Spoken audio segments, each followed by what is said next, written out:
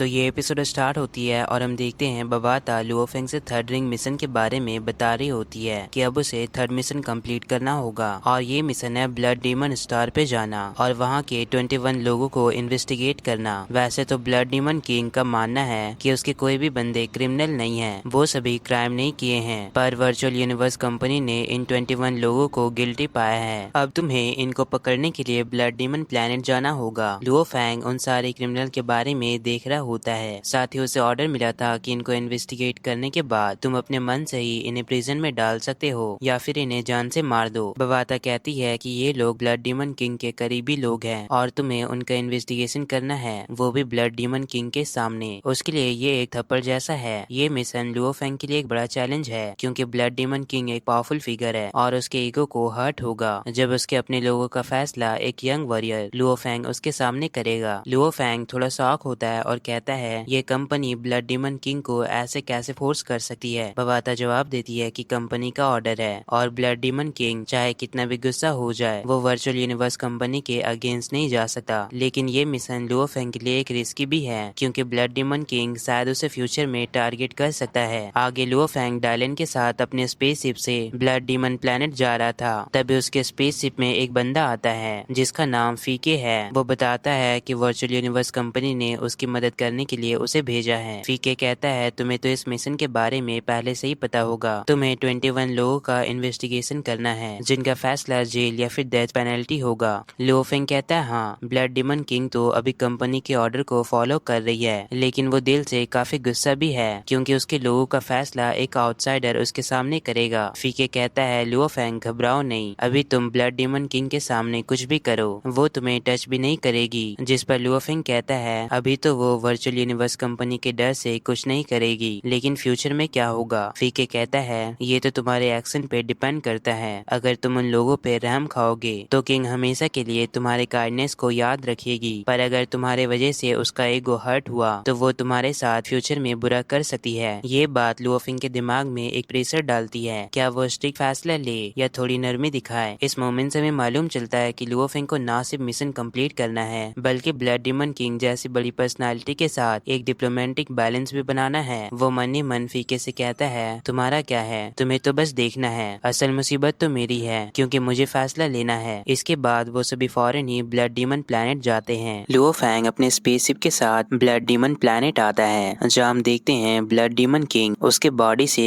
काफी ज्यादा powerful aura release हो रहा था। तभी लुओफेंग अपने स्पेसशिप से डायलन और फीके के साथ नीचे आता है। ये देखकर डीमन किंग कहता है वर्चुअल यूनिवर्स कंपनी यहाँ के लोगों को अरेस्ट करना चाहती है, पर उसने ऐसा करने के लिए बस एक डोमेन मास्टर लेवल के बंदे को भेजा है। इधर लुओफेंग भी उन सारे आर्मी को देखकर और साथ ही डीमन किंग के ऑरा को देखकर समझ जाता है कि इन सभी को मेरा लेवल मालूम चल चुका है और ये सब जानबूझ के अपने ऑरा को रिलीज कर रहे हैं ताकि मुझे मालूम चल सके कि ये सभी कितना ज्यादा पावरफुल है। इन सब का ऑरा इतना ज्यादा स्ट्रांग है कि इन्हें इग्नोर करना बिल्कुल ही इम्पॉसिबल है। फिर वो तीनों डीमन किंग को ग्रीट करते हैं। फीके ग्रीट करने के बाद डीमन किंग से बताता है ये है लॉर्ड लुओफेंग और कंपनी ने इसे चीफ जज बनाकर भेजा है। डीमन किंग लुओफेंग से कहते हैं तो तुम हो लुओफेंग। इतना कहते ही वो फौरन ही लुओफेंग के पास टेलीपोर्ट हो जाते हैं और कहते हैं बेशक किंग ट्रुयान के पास अच्छे डिसाइपल होंगे। फिर वह कहता है हाल ही में मैंने सुना था कि तुमने मेरे एक ब्लड डीमन ट्रायल को बर्बाद कर दिया। ये सुनकर फीके स्माइल करते हुए लुओफेंग की ओर देखता है, जिस पर लुओफेंग पूरे कॉन्फिडेंस के साथ ब्लड डीमन किंग के सामने कहता है हाँ। ये सुनकर ब्लड डीमन किंग लुओफेंग पे काफी ज्यादा गुस्सा करता है, लेकिन फिर वो हंसते हुए चेहरा बनाकर लुओफेंग से कहता है इसके बारे में बताने की जरूरत नहीं है, वो तो बस एक ट्रायल था, मुझे इससे कोई बड़ी दिक्कत नहीं है। ये सुनकर लुओफेंग समझ जाता है कि ये कंपनी के डर से ऐसा बोल रहा है, वरना असल में तो इसे गुस्सा आ रही है। जिस पर लुओफेंग उसे थैंक यू कहता है कि आपने सिचुएशन को समझा और मैं तो बस कंपनी के ऑर्डर को फॉलो कर रहा हूँ। जिस पर ब्लड डीमन किंग कहता है ऑफ कोर्स मैं समझ रहा हूँ, और फिर वो लुओफेंग से गुस्से में पूछता है कि अगर तुम कंपनी के ऑर्डर को फॉलो कर रहे हो तो इसका मतलब अब भी तुम्हारे पास डिसीजन मेकिंग की पावर है ना। इस पर फीके ब्लड डीमन किंग को बताने लगता है कि बेशक लुओफेंग के पास ही सारा पावर है कि वो आपके 21 क्रिमिनल साथियों को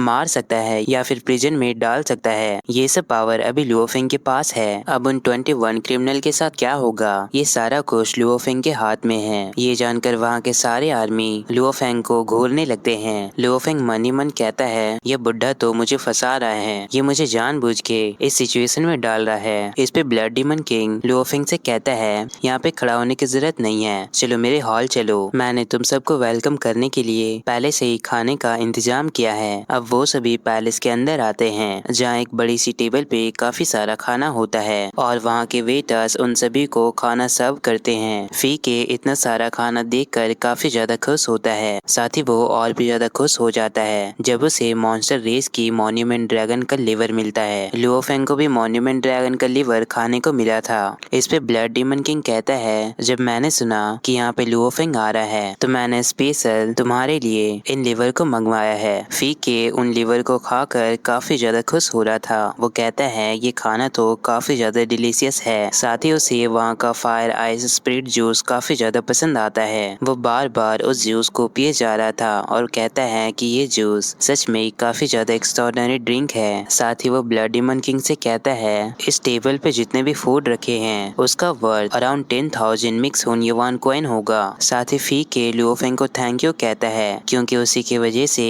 फी के इतना अच्छा खाना खा पा रहा है। वो कहता है, लुओ फेंग ये सब कुछ तुम्हारी वजह से हुआ है, वरना मुझे अपनी पूरी लाइफ में ऐसा खाना कभी भी नसीब नहीं होता। इस पर ब्लड डीमन किंग हंसते हुए कहता है, ये तो कुछ भी नहीं है, मैं तो लुओ फेंग से मिलके काफी ज्यादा खुश हो रहा हूँ। और वो लुओ फेंग से कहता है, तुम्हें भी ये ड्रिंक ट्राई करना चाहिए। असल में वो लुओ फेंग को मक्खन लगा रहा था। वो इतना सारा खाना और special drink special Luo Feng के लिए इसलिए रखा है ताकि वो उसे खुश कर सके और बदले में लुओ फेंग उनके क्रिमिनल पे रहम खाए और उसे छोड़ दे। पर लुओ फेंग उस ब्लड डीमन किंग की चालाकी समझ जाता है। लुओ फेंग मन ही मन कहता है, ये सब कुछ ज्यादा ही हो रहा है। अगर अभी मैं फीके की तरह इस फूड को एंजॉय करूंगा तो शायद मुझे बाद में उन सारे क्रिमिनल को हार्ड पनिशमेंट देने में दिक्कत होगी। पर फीके भी लुओ फेंग को फोर्स करता है कि वो इन खाना को खा ले, ये काफी ज्यादा डिलीशियस है। जिस पर लुओ फेंग मन ही मन कहता है, ये ऑलमेन तो मुझे बार बार मुसीबत में डालना चाह रहा है। पर लुओ फेंग बिना खाना खाते हुए डीमन किंग से कहता है, आखिर वो 21 पीपल कहाँ हैं? इस पे डीमन किंग कहता है, तुम जजमेंट बाद में करना, पहले खाना को एंजॉय करो। तभी वहाँ एक वेट्रेस लुओ फेंग को वो ड्रिंक देने जाती है, पर लुओ फेंग उसे मना कर देता है और डीमन किंग से कहता है, मुझे माफ कीजिएगा, पर पहले मैं कंपनी मिशन को पूरा करना चाहता हूँ। अब ये सुनकर डीमन किंग तो और भी ज्यादा गुस्सा हो जाता है, बट फिर वो खुद को कंट्रोल करते हुए कहता है, ठीक है, मैं तुम्हें फोर्स नहीं करूंगा। और वो अपने आदमियों से उन सभी क्रिमिनल को लाने को कहता है। उन सारे ही क्रिमिनल को वहाँ लाया जाता है और सारे ही जंजीरों से बंधे थे। वो सभी डीमन किंग से माफी मांग रहे थे। वो कहते हैं, हम सबसे गलती हो गया, प्लीज हमें माफ कर दे, हमें एक चांस मिलना चाहिए। लुओ फेंग उन क्रिमिनल में से 2 बंदे को ज्यादा ऑब्जर्व करता है, क्योंकि उन दोनों बॉडी से लॉ ऑरा इमिट हो रहा था और ये ऑरा केवल उन दोनों बंदे पे ही था। लुओ फेंग समझ जाता है कि ये ऑरा उनके बॉडी में स्पेशल मार्क है, इसका मतलब कि वो दोनों इमोर्टल लेवल पे हैं। इधर ब्लड डीमन किंग फौरन ही टेलीपोर्ट होकर वहाँ पे जाता है और उन दोनों से कहता है कि तुम दोनों मुझे 10,000 एरा से फॉलो करते आ रहे हो और मैं भी तुम्हें माफ करके एक चांस देना चाहता हूँ, लेकिन आज तुम लोगों का डिसीजन मेरे द्वारा डिसाइड नहीं किया जाएगा, बल्कि आज तुम सबका डिसीजन वर्चुअल यूनिवर्स कंपनी के लॉर्ड लुओ फेंग करेंगे। आई होप लुओ फेंग तुम लोगों के लिए सही डिसीजन लेंगे और सही जजमेंट करेंगे। डायलन समझ जाता है और वो लुओ फेंग को मन ही मन कहता है, शायद ये तुम्हें हिंट दे रहा है कि तुम इन दोनों इमोर्टल को बख्श दो और इन पे रहम खाओ और बाकी तुम 19 क्रिमिनल को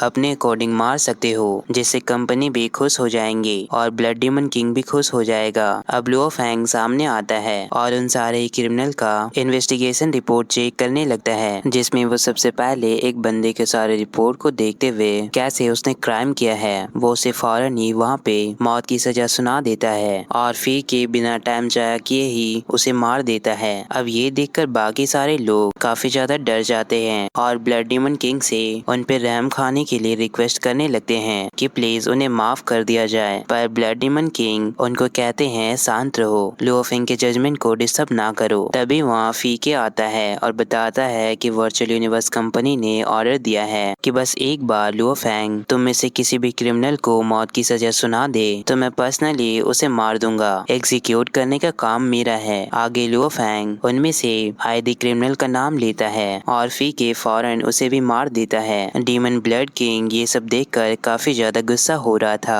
और ऐसा करके लुओ फेंग, मोर्जा, डेलागोंग, ये सो उन सभी को मौत की सजा सुना देता है और एक एक करके उन सारे को ही मार दिया जाता है। इधर वो एक इमोर्टल बंदा दोबारा से ब्लड डीमन किंग से रिक्वेस्ट करने लगता है कि मैंने दिल से अपनी गलती को एक्सेप्ट किया है और आइंदा दोबारा मैं कोई भी क्राइम नहीं करूंगा, प्लीज मुझे माफ कर दिया जाए। इस पर blood demon king Luo Feng को इशारा देते हुए बताते हैं कि इमोर्टल लेवल के लोग काफी मुश्किल से ही जन्म लेते हैं, इमोर्टल काफी रेयर केस में ही बन पाते हैं और ये सारे ह्यूमैनिटी के लिए काफी प्रीशियस से ट्रेजर है। असल में वो लुओ फेंग को इशारा दे रहा था कि वो इन दोनों इमोर्टल को छोड़ दे, पर वो हंसते हुए कहता है शायद मैं कुछ ज्यादा ही बोल रहा हूँ, लुओ फेंग तुम अपना काम करो। आगे फी की हंसते हुए कहता है ब्लड डीमन किंग तो काफी ज्यादा शांत है, इसने अपने आंखों के सामने अपने 19 क्रिमिनल को मरता हुआ देखा और अब तो बस 2 इमोर्टल ही बचे हैं और अगर लुओ फेंग इन दोनों को भी मरवा देगा तो ब्लड डीमन किंग इससे काफी ज्यादा गुस्सा होगा। अब लुओ फेंग उन दोनों इमोर्टल में से यीशु का नाम लेता है और बताता है कि तुम्हें स्लॉटर करने में काफी मजा आता है, तुमने बिलियन यंग गर्ल्स को